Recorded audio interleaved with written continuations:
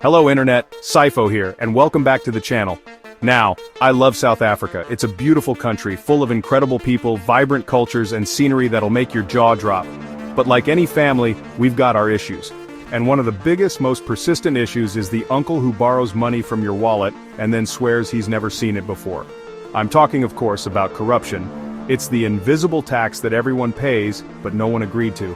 It's the reason a road has more potholes than a block of Swiss cheese, or why your water is off, again. It seeps into every corner of life, making things just a little bit harder, a little more frustrating for the everyday person trying to get by. So, for the brave and the curious, we're going on a little road trip today. A tour of the places where this problem is, shall we say, particularly pronounced. Today, we're counting down the top 10 most corrupt cities in South Africa. Now this isn't about pointing fingers to shame people, it's about shedding light in dark corners. Because the first step to fixing a problem is understanding just how deep it goes. We'll be looking at the scandals, the systems, and the staggering sums of money that have gone missing. Money that was meant for you, for me, for all of us. This list is compiled from various reports, news articles, and public perception surveys, so it's not just my opinion, it's a reflection of a widespread reality.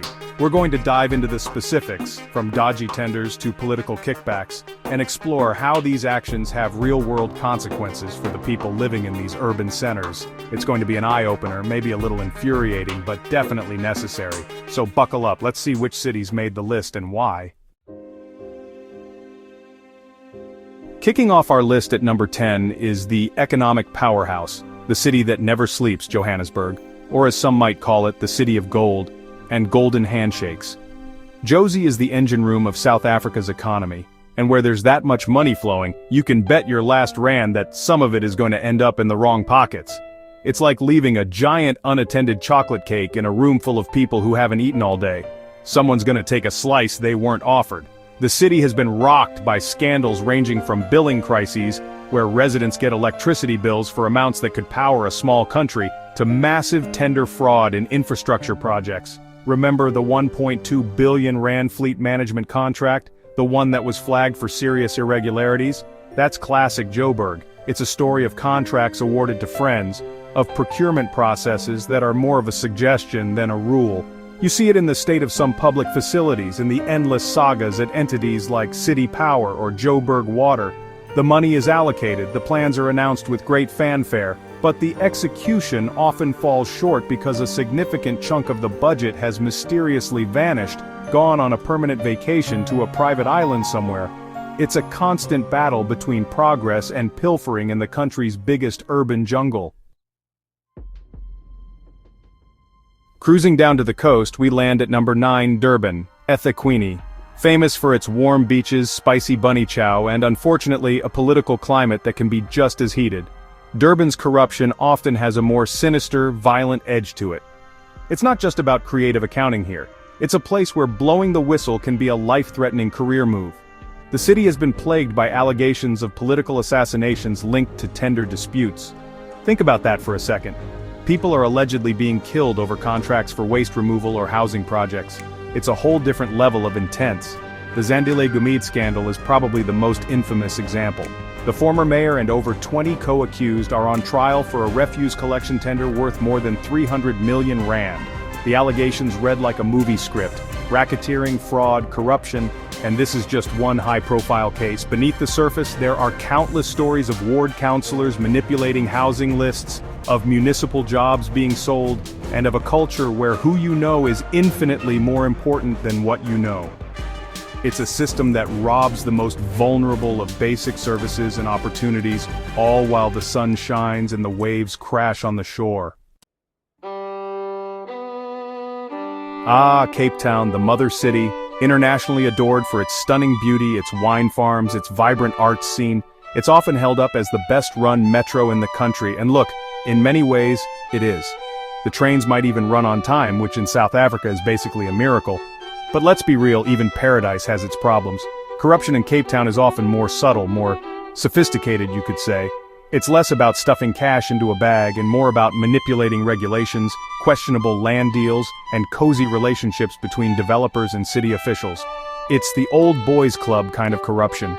The city has faced scrutiny over multi-million rand tenders like those in the transport sector, with allegations of bid rigging and favoritism. There have been major controversies surrounding the sale of public land to private developers for a fraction of its market value. While the city government prides itself on clean audits, critics argue that this often masks a deeper level of systemic capture, where policies and urban planning decisions are influenced to benefit a select, wealthy few. So while the city might look pristine on a postcard for many residents, especially in poorer communities, the allocation of resources and the priorities of the administration feel deeply skewed and unjust. Let's head back inland to the administrative capital, Pretoria, or the city of Tshwane. This is where the sausage of government is made, and folks, it is not a pretty process. As the seat of the executive branch of government, Pretoria is ground zero for national-level corruption that trickles down into municipal management. Think about it. All the national government departments are here. It's a city built on tenders, on government contracts. It's a massive buffet, and too many people are showing up with oversized plates and no intention of paying. The city itself has been a hotbed of mismanagement. The infamous Glad Africa scandal is a prime example, where a massive 12 billion rand contract was awarded irregularly, bypassing all normal procurement procedures. It was a mess that cost the city manager his job and exposed the rot at the core. You also see it in the constant political instability, with mayors changing more often than traffic lights, creating a chaotic environment where accountability is almost impossible. When the leadership is a revolving door, it's easy for dodgy deals to be pushed through in the confusion. For the residents of Tshwane, this translates into unstable water and electricity supplies and services that are held hostage by political infighting and blatant graft. Coming in at number 6, we have Gqeberha, the city formerly known as Port Elizabeth, the friendly city or the windy city, depending on the weather. But lately, it's been known for a whirlwind of wasteful expenditure.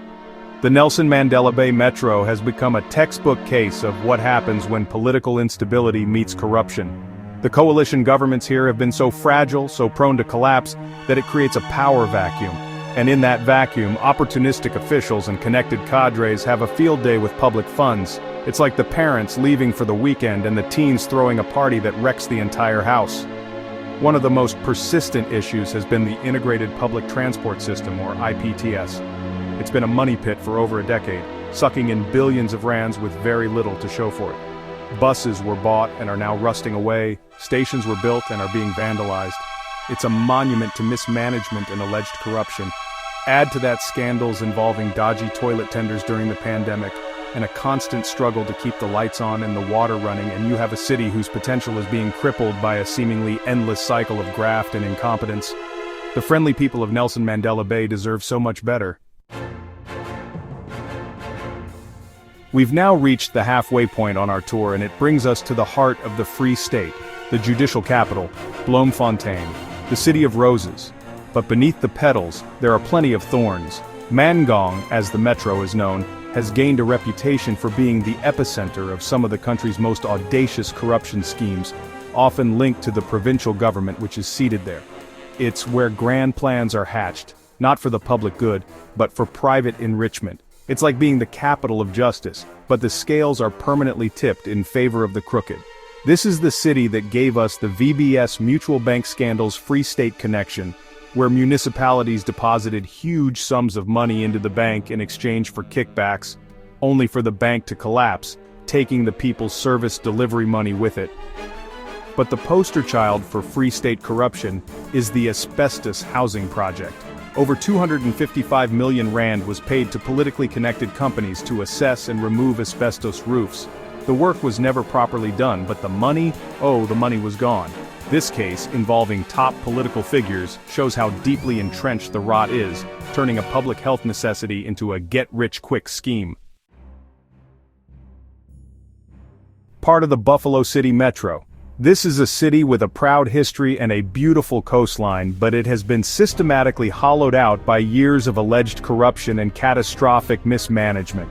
If other cities have a problem with potholes, Buffalo City has a problem with sinkholes, both literal and financial. The state of infrastructure and basic service delivery here is often shocking, and well, it's a direct result of funds being diverted or squandered. It's the story of a city with immense potential that is constantly being dragged down. One of the most glaring examples was the Nelson Mandela funeral scandal. Yes, you heard that right. Millions of rands meant to transport mourners and provide memorial services for the father of the nation were allegedly misused. There were claims of t-shirts being procured at massively inflated prices and funds being paid for services that were never rendered. It was a moment of national mourning that, for some, became a business opportunity. This, combined with ongoing issues of ghost employees on the municipal payroll and questionable tender awards, paints a picture of a metro in a state of severe distress, where the needs of the citizens come a distant second to the greed of a few. Welcome to number 3, the capital of KwaZulu-Natal, Pietermaritzburg, the Sleepy Hollow. But honestly, the only thing sleepy here is accountability. The nightmares, however, are wide awake for the residents. As the home of the provincial legislature, PMB is another city where political power and financial temptation live side by side, and well, they get along a little too well. The Msunduzi local municipality has been in and out of administration so many times, it should probably have a loyalty card. It's a sign of a complete and utter breakdown in governance, a situation where the municipality simply cannot manage its own affairs, largely due to corruption and incompetence. The city's infrastructure is crumbling. The electricity grid is a mess, leading to constant outages that go beyond national load shedding. The landfill sites have been so poorly managed they've been declared environmental hazards. And why? Because the money meant for maintenance, for upgrades, for skilled personnel, has a habit of disappearing. Tenders for everything from security services to fleet maintenance are often flagged for irregularities. It's a city where officials have been accused of demanding bribes just to do their jobs. For the people of Pietermaritzburg, it's a daily, grinding frustration of living in a city that is failing from the inside out. Our runner-up for the top spot at number 2 is Polokwane, the capital of Limpopo province, often called the gateway to Africa. Unfortunately, it's also become a gateway to some pretty serious graft. Limpopo as a province has long been synonymous with tenderpreneurship and financial mismanagement, and Polokwane is its nerve center. The city, and the municipalities surrounding it, have been heavily implicated in the VBS Mutual Bank heist. They illegally deposited billions of rands of public money meant for roads, water, and clinics, into the bank, allegedly in return for bribes and kickbacks from municipal officials and mayors. When VBS collapsed, it took the service delivery budgets of these municipalities with it. This wasn't just a mistake. It was a deliberate scheme that robbed the poorest of the poor. The consequences are stark. In the areas around Polokwane, there are communities that haven't had reliable running water in years, despite being in a water-rich region. Projects are started and abandoned, leaving skeletons of community halls and sports fields as monuments to stolen funds. The VBS scandal revealed a web of corruption that entangled politicians, municipal officials, and business people in a conspiracy to loot the public purse on a breathtaking scale. And here we are, the number 1 spot on our list of South Africa's most corrupt cities. The crown jewel, if you will, goes to Kimberley, the Diamond City, a place famous for the Big Hole, the largest hand-dug excavation in the world. It seems that history is repeating itself, as today the biggest hole in Kimberley is the one in the municipal budget. The Sol Plaatje municipality, which governs the city, is the poster child for dysfunctional governance in South Africa. It's a place where the stories of corruption are not just shocking, they are bizarre. It's a city that has been fundamentally broken by graft.